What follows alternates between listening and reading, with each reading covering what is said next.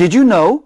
The most perfect and unbridled battle for heritage and power in human history did not take place in the skyscrapers of Wall Street, nor in any modern aristocratic drama, but in a desert tent thousands of years ago. And the mastermind... Today, we are going to dismantle a priceless crime and see how a bowl of red bean soup and a few pieces of sheepskin forever changed the course of human history. Imagine this scene. A billionaire who is about to pass away holds absolute control of his family business. The eldest son is an outdoor enthusiast with explosive hormones and muscular body, and also a proud and natural heir to the family in his father's eyes. Whereas the youngest son, she is an introverted momboy who likes to stay at home and cook. Who do you think will win this succession battle? Close your eyes and guess he is the eldest son, right? Wrong. In the following story, there is a more insane betrayal than Game of Thrones, and a more brilliant calculation than War of Inheritance. The little son, who stayed at home under the precise planning of his mother, not only took away all the wealth, but also took away his father's most sacred blessing, forcing the arrogant big brother to collapse mentally and cry loudly. What is the most spine-chilling thing? The ultimate chips of this scam turned out to be just a bowl of cheap red bean soup, and a few pieces of sheepskin just peeled off from the sheep. Welcome to today's story channel. Today, we are not only going to talk about the ancient myth of Jacob cheating for his birthright in the Bible, but also about dismantling a psychology masterclass on family favoritism, neuroscience, emotional instability, and sensory deception for you. If you have experienced being treated unfairly by your parents, if you have made impulsive decisions that you regret for life, or if you are facing a crisis in your family relationship, please make sure to see the end, because this family tragedy from thousands of years ago precisely struck all the fatal weaknesses in our modern personality. To understand this shocking scam, we cannot just stay at the level of moral criticism. We need to analyze the underlying logic of this family, like behavioral psychologists. Let's first get to know this family of four. My father's name is Isaac. My mother's name is Rebekah. My eldest... From the very beginning, this family planted a ticking time bomb that could destroy everything, showing an extremely serious and undisguised parental bias. There is an extremely cold, yet incredibly true sentence in Genesis. Isaac loved Esau because he often ate his wild meat. Rebekah... Ladies and gentlemen, if you are currently between the ages of 30 and 70, you may already be a parent or caring for your elderly parents. We must honestly face a social pain point. Parental favoritism is the most common yet secretive poison in human families. Carl Pillemer, a sociology professor at Cornell University in the United States, conducted an empirical study that lasted for over a decade. He interviewed hundreds of American families and came to a somewhat cruel conclusion. Mothers over 70 and fathers over 70 have a favorite. From the perspective of evolutionary psychology, Isaac's preference for his eldest son Esau is very logical. In that nomadic era full of survival crises, Esau was an excellent hunter, strong, brave, and able to bring back high-calorie meat. Esau represents the ability to survive and the military strength of the family. Father saw the masculinity and sense of security in Esau, and her mother Rebekah's preference for Jacob is also based on scientific evidence. Modern family psychology suggests that mothers are often more likely to establish strong attachment relationships with children who are more emotionally sensitive and willing to stay by their side to provide emotional companionship. Jacob is a quiet person who lives in tents and is a provider of emotional value. However, when this preference becomes a tilt in resources, a war without gunpowder begins. The first turning point of this war occurred on a hungry afternoon, the day of the famous red bean soup incident, when the great hunter Esau returned from hunting in the fields exhausted and hungry. At this moment, his younger brother Jacob is boiling a pot of red bean soup in the tent. Esau rushed in and said, "I am exhausted. Please give me this red soup to drink." At this moment, Jacob, who seemed weak, displayed extremely terrifying. Jacob did not say that you should drink, but coldly put forward a condition. Sell me your birthright today. What is the title of eldest son in ancient Near East regions? This was not just a title. Being the eldest son means inheriting double property, and it also means that after the father's death, he will become the absolute leader, priest, and highest decision maker of the entire family. This is equivalent to an absolute controlling stake of 51 in a Fortune 500 company. What benefit does this birthright have for me? So he made an oath and exchanged his unlimited future power and wealth for a bowl of red bean soup. Many people reading this may think that Esau is simply an idiot. How could anyone be so foolish? However, if you understand modern neuroscience and behavioral economics, you will find that Esau's decision in that specific state was caused by a factory set defect in the human brain. Here we need to introduce a concept that intersects psychology and physiology, namely amygdala hijacking, amygdala hijack, and decision fatigue. When a person is in a state of extreme hunger and fatigue, their blood sugar levels will drop sharply. Modern neurological research has confirmed that a decrease in blood sugar directly weakens the function of the prefrontal cortex in the brain. What is the prefrontal cortex used for?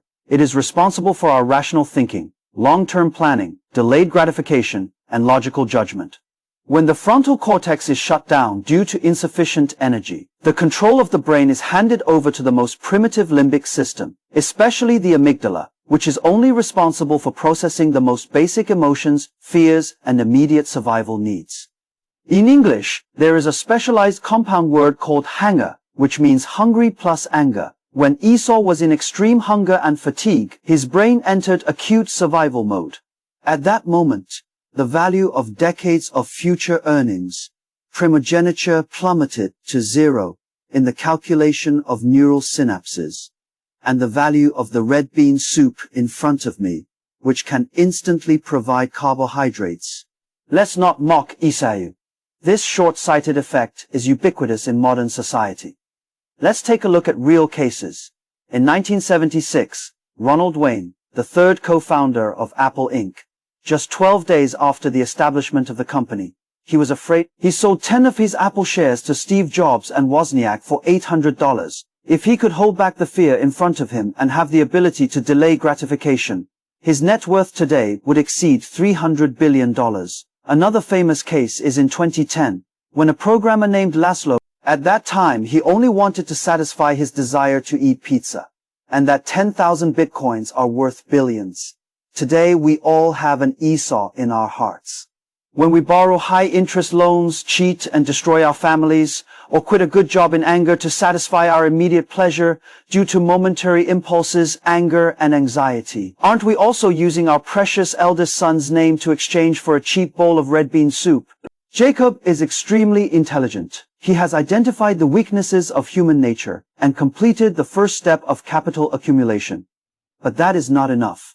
Although the title of eldest son has been bought, the ultimate blessing of a father still requires another more thrilling. Isaac, the once dominant wealthy man, is now old.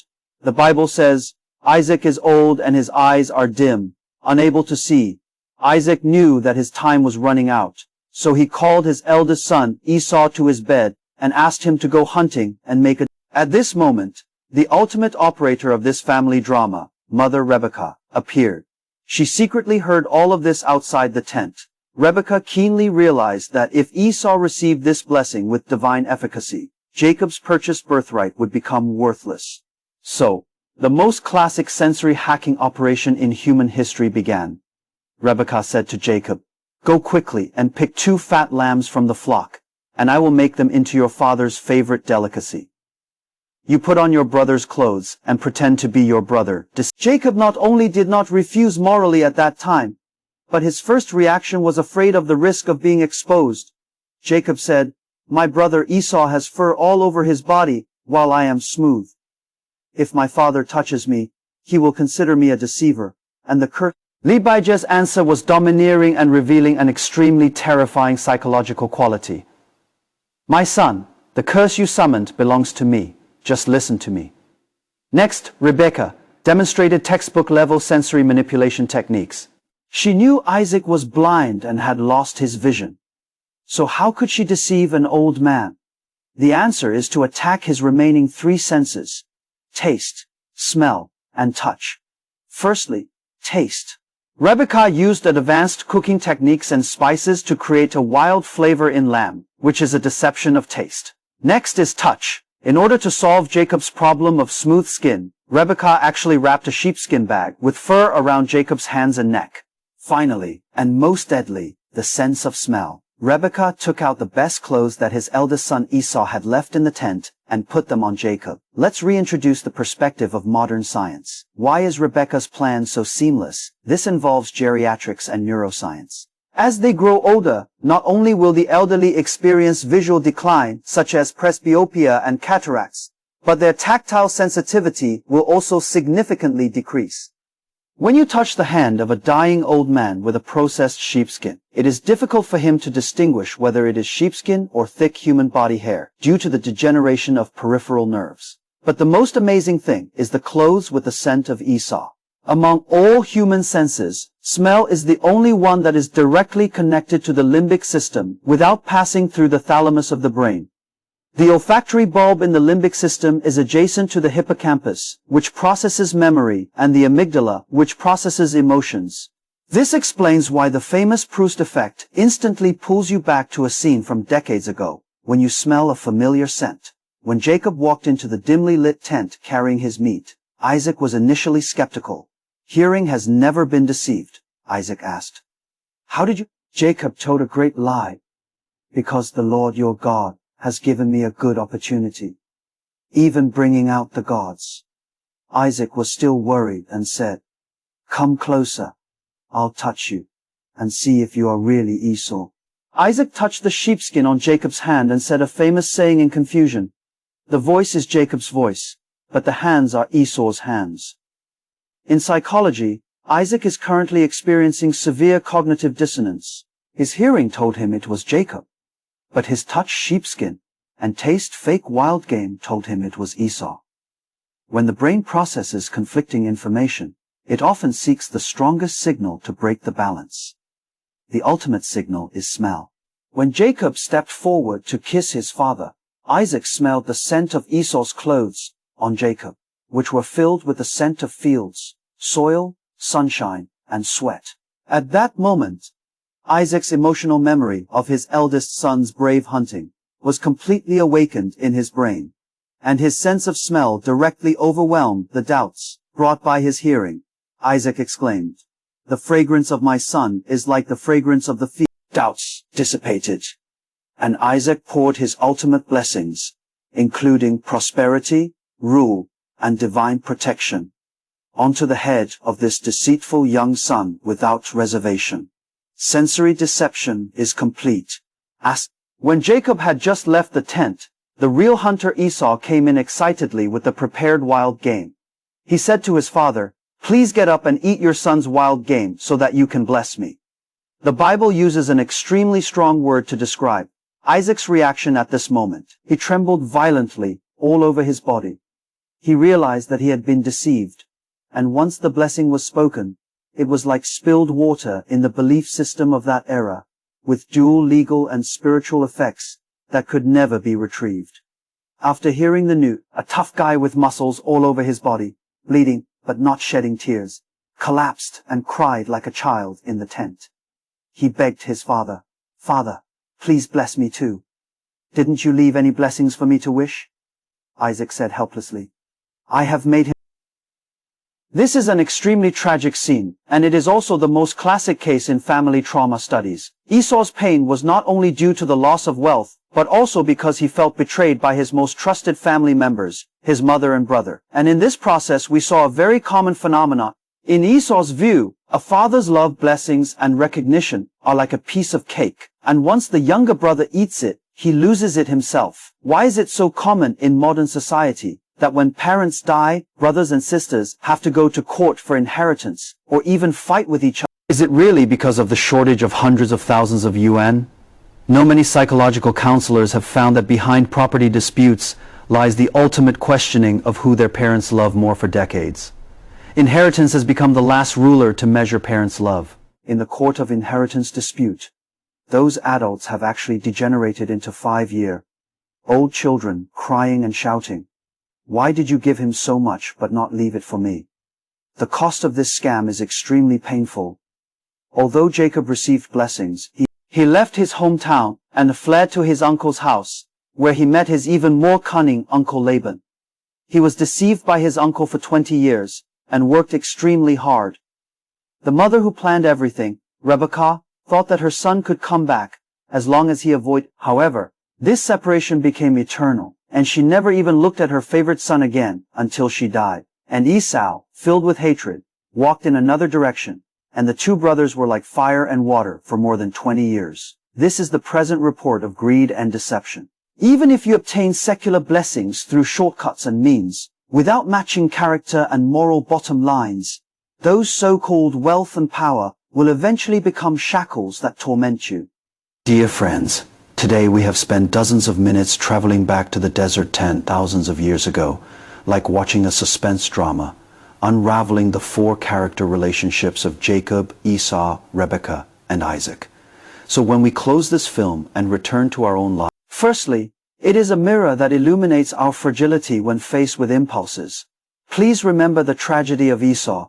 Whenever you feel hungry, anxious, angry late at night, want to make a big decision, want to send that resignation email, want to send that vicious breakup message, want to fill your position in the stock market, and want to sell your principles for the small profits in front of you, please sound the alarm in your mind. Tell yourself, my prefrontal cortex is currently experiencing a power outage, and my amygdala is hijacking me. Stop. Go have a good meal and sleep well. Never sell your long-term life in the state. Don't ruin the infinite possibilities of your future just for that bowl of red bean soup that is red, hot, fragrant, but worthless. Secondly, for every audience member who is a parent or about to become a parent, please engrave the tragedy of Rebekah in their hearts. Every child is an independent individual with their strengths and weaknesses. Eccentricity is the cruelest psychological abuse that parents can inflict on their children. When you turn love into a scarce resource and let children compete, you are not cultivating their competitiveness. Don't be like Isaac, who only values external strength and wild meat. And don't be like Rebekah, who goes to any lengths to show favoritism. Fair love is the true wealth that a family can inherit and is more expensive than any trust fund. Finally, if you are deeply hurt by your family of origin, if you have been betrayed by your loved ones like Esau, or if you have hurt your siblings like Jacob for the sake of profit, I want to tell you that this story doesn't stop at hatred. In the later chapters of the Bible, more than 20 years later, Jacob, who had gone through vicissitudes and been worn down by time, wrestled with God at the Jabbok crossing, and his life was completely overturned. When he limped towards Esau, he also let go. The two brothers hugged each other and wept, completing an epic reconciliation. This is the ultimate altruistic value I want to convey to you. There is no family trauma that can never be healed, and no past mistake is absolutely irreparable. We should not be Esau driven by instinct, nor should we be Jacob who resorts to any means necessary to achieve our goals. What we need to do is to be the awakened version of ourselves, to see through the weaknesses of human nature, to manage emotions with scientific knowledge, to treat family with fair love, and to resolve past grievances with a tolerant heart. Your family should not be a battleground for mutual calculation, but a safe haven to withstand the storms of the world. Put down the bowl of red bean soup in your heart. Take off the layer of sheepskin you disguise, and embrace the person you love honestly. Thank you for watching. If you feel that today's in-depth analysis has inspired you, please share this video with your family or friends who are experiencing life's difficulties. Your small sharing may help someone save what they are about to sell, or perhaps heal the long-standing rift in a family. Our next story. Goodbye.